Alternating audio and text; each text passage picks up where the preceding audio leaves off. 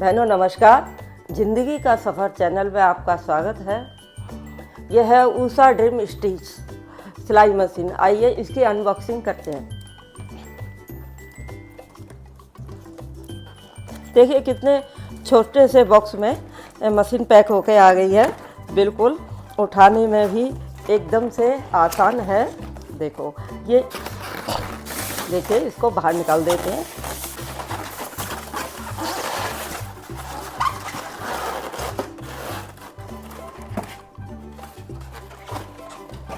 Colour कितना प्यारा है, वाइट कलर पर्पल। मशीन तो मेरे पास पहले भी थी, 40 साल पुरानी मशीन, लेकिन उसको हाथ से चलाना पड़ता था तो हाथ में दर्द होने लगता था।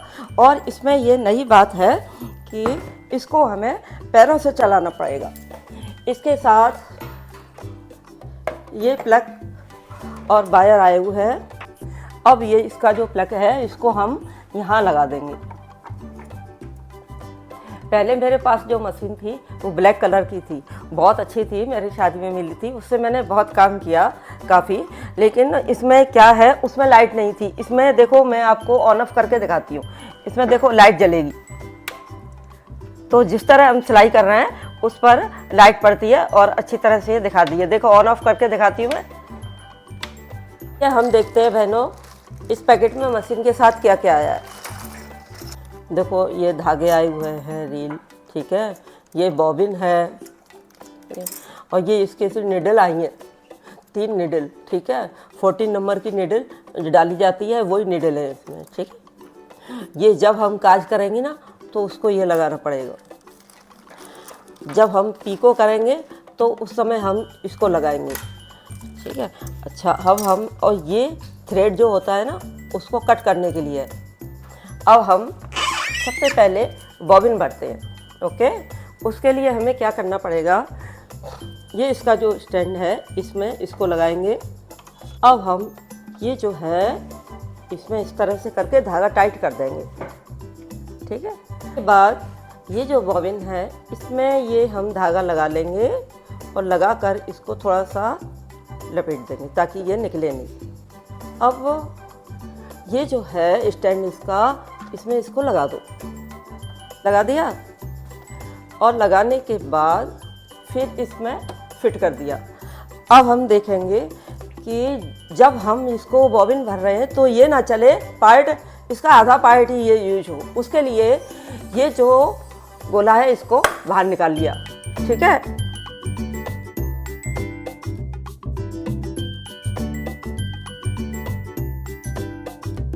देखो बॉबिन कितनी जल्दी और कितनी अच्छी तरह से बढ़िया भर गई है। अब मैं ये बॉबिन को इसमें लगाऊंगी। इसके लिए ये अलग से बॉक्स है, इस बॉक्स को अलग करेंगे। उसके बाद इसको ओपन करेंगे और ये बॉबिन देखो लगी हुई है, ठीक है। इसको यहाँ से पकड़ करके ऐसे निकाल लूँगी। और ये भी निकल आते हैं जब हमें मशीन की सफाई वगैरह करनी होती है ना, उस समय ये पूरा पार्ट निकल आता है। ये जो बॉबिन भर गई है इसको हम ये बॉबिन केस में डालेंगे इस तरह से, और ये धागा ऐसे लेकर के इसके अंदर हो गया ना। अब इसको लगाएंगे। लगाने के लिए देखो इस तरह से इसको फंसा देंगे, ठीक है। और जिस तरह से हमने ये खोला है उसी तरह से इसको ऊपर कर दो। उसके बाद ये जो है ये इसके अंदर, बॉक्स के अंदर फिट हो जाता है। ये जो धागा है इसको इस तरह से लेंगे स्टैंड पर। ये जो धागा है इसको निकाला हमने मशीन में से इस तरह, और इसको यहाँ पर लिया और इस तरह निकाला। अब हम इसको अंदर ले जा करके और यहाँ पर जो ये नीडल है इसके अंदर डाल दिया, ठीक है। इसमें एक बात और है, पहले पुरानी मशीनों में जो इसमें हॉल हो रहा है वो साइड से होता था, लेकिन इसके सामने है। सामने सादा धागा डालने में खूब आसानी होती है। अब देखो यहाँ पर ये स्केल बना हुआ है। अगर आपको छोटी छोटी स्टिच चाहिए तो उसमें A number, B number, C number, लेकिन ज़्यादातर medium size B number use करते हैं। ठीक है, वही स्केल यहाँ दिया हुआ है, देखो पूरा ए बी सी डी। ठीक है, मैंने ये बी नंबर पर सेट कर दी। देखो ये यहाँ पर ये एरो बना हुआ है ना, ये बी नंबर पर है। अब बी नंबर पर ऐड करिए तो इस तरह की ही स्टिच आएगी, जो मैं देखो इस तरह से करूँगी। और फिर ये नीचे पैर पर इसको स्टार्ट करूँगी। ठीक है, अब देखो ये वाला बटन है ना, इसका क्या यूज होता है? इसका यूज होता है जब हम मशीन की सिलाई को एंड करते हैं या स्टार्ट करते हैं तो पक्का करने के लिए। इसका मैं प्रयोग बताती हूँ आपको। जैसे मैं ये सिल रही हूँ ना, अब इसको लास्ट में पक्का कैसे करेंगे, इससे पीछे जाएगी सिलाई। देखो जिस तरह से ये है ना,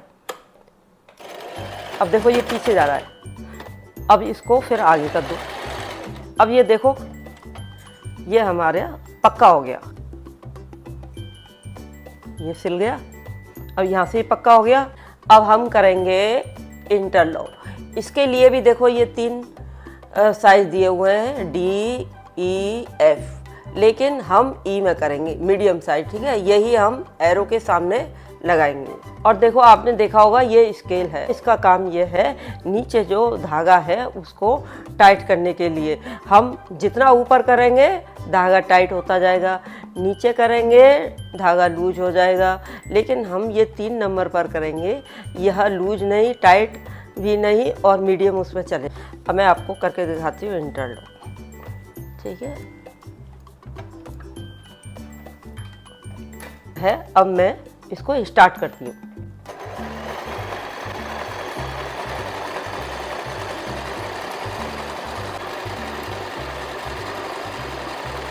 देखिए बहनों, ये इंटरलॉक हो गई। इसको हम अपने कपड़ों पर कर सकते हैं।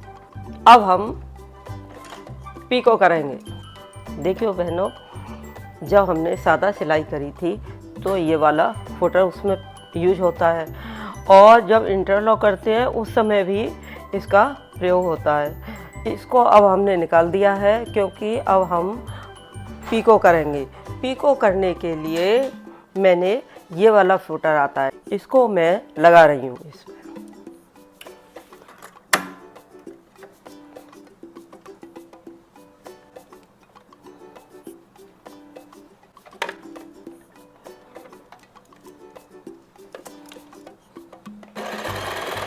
ये मैं पीको कर रही हूँ। देखिए ये पीको हो गई। देखिए बहनों कितनी साफ पीको हुई है। जो हम साड़ियों पर बाहर से करा के लाते हैं ना, तो वो हम घर पर ही करें तो उससे बहुत टाइम बचेगा और फटाफट करके पहन सकते हैं। पीको करने के बाद ये जो फुटर है ना, इसको मैं निकालती हूँ। ये निकाल आई। इसको निकालने के लिए मैंने इसको ऊपर किया है, बस कुछ नहीं करना है, इसको ऊपर किया है। ठीक है, ऊपर करने के बाद ये निकल आया। अब मैं काज करूँगी। काज करने के लिए ये वाला फुटर है, कितना बड़ा काज करना है उसके हिसाब से हम डिसाइड कर लेते हैं। ठीक है, कितना बड़ा काज तो होता ही है। अब मैं यहाँ से सेट करूँगी। देखो बहनों, काज बनाने के लिए मैंने पहले ये फुटर यहाँ पर फिट कर लिया। उसके बाद में देखो ये स्केल है, तो सबसे पहले 1 पर चलेगा। 1 हमने एरो पर लिया, फिर उसके बाद 2 पर ये आएगा, फिर 3 दूसरी वाली लाइन करेंगे ना उस पर 3, फिर हम 4 वाली लाइन में वापस 4 पर ले आएंगे। 4 और 2 दोनों एक ही उस पर चलेंगे। अब मैं आपको करके दिखाती हूँ।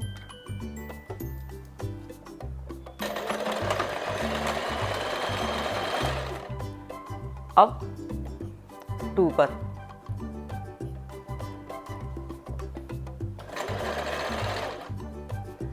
अब फिर 3 पर ले आओ,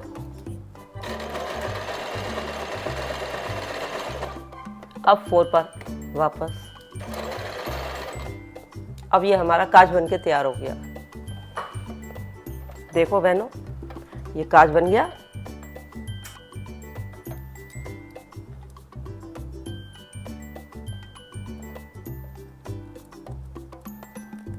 देखिए बहनों, ये कांच बन के तैयार हो गया।